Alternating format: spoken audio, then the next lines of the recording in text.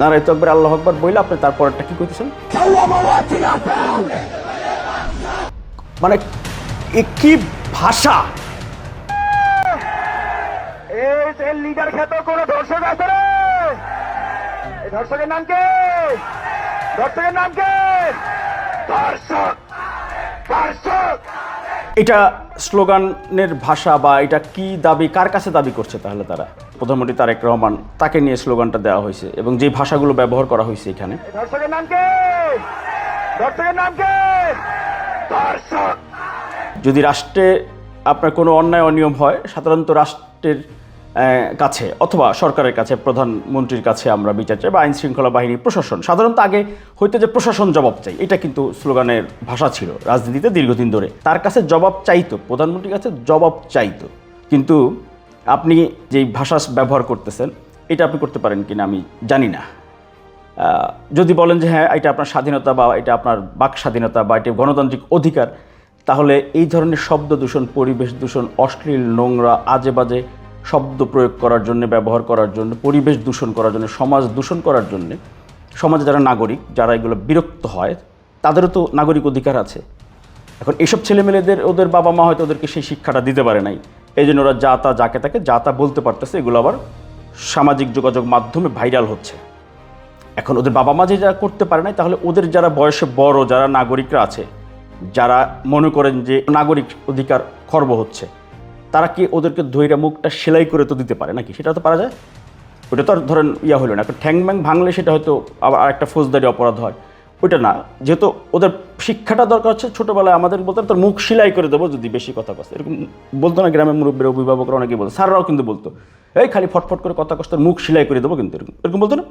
এগুলো তো বলতো কেন? ওই শিক্ষাটা ছিল নৈতিক শিক্ষা। এখন ওরা এটা পায় নাই, ওদের মুখটা ধৈর্য সেলাই করে রাস্তাঘাটে দিয়ে যদি কেউ দিয়ে দেওয়া যায়, এটা নিশ্চয়ই অপরাধ হবে না নাকি? হবে। আপনার ততক্ষণ পর্যন্ত আপনার স্বাধীনতা থাকবে যতক্ষণ পর্যন্ত আপনি আরেকজনের স্বাধীনতা খর্ব না করছেন।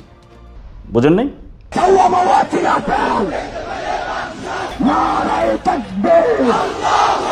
আরেকটা স্লোগান, এটি হচ্ছে, ওনার নাম হচ্ছে আম্মার, রাজশাহী বিশ্ববিদ্যালয় ছাত্র সংসদের নেতা। তিনি ঢাকায় আসছিলেন এর আগে, সম্প্রতি নির্বাচনের আগে তিনি স্লোগান দিয়েছিলেন তখন।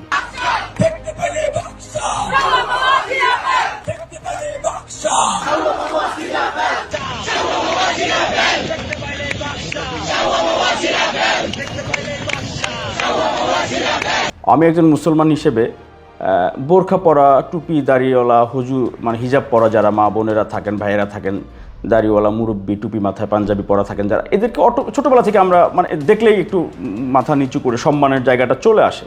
আমিও ছোটোবেলায় মাদ্রাসায়, ওই মক্তব মাদ্রাসায় পড়েছি, আরবি পড়েছি। এই ধর্মীয় বা ইসলাম হচ্ছে, আমরা সবসময় একটু আলাদাভাবে বিবেচনা করি আমাদের ধর্মটাকে।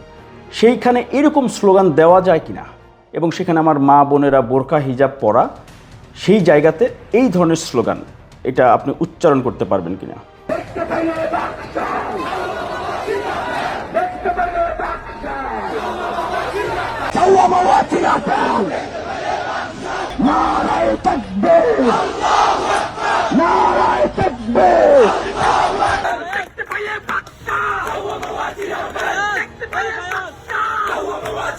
কি বলবেন এগুলো আপনি বলেন তো, কি বলবেন? নারায়ে তাকবীর আল্লাহু আকবার বলে বলতেছে যে ছিঁড়ে ফেল, মানে মহিলারা, মানে বোরখা হিজাব পরা। এখন এই যে, এবং নারায়ে তাকবীর আল্লাহু আকবার বলে এটা ছিঁড়ে ফেলতেছে। নারায়ে তাকবীর আল্লাহু আকবার বলে আপনি তারপরটা কি কইতেছেন? মানে মানে কি ভাষা!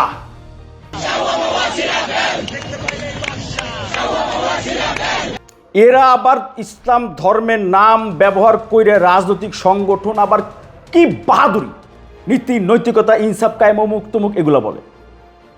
কোনো জায়গায় যদি এগুলো করে, সরকার বা আইন শৃঙ্খলা বাহিনী যদি এগুলো না দেখে, হ্যাঁ জনগণ এগুলো দেখবে,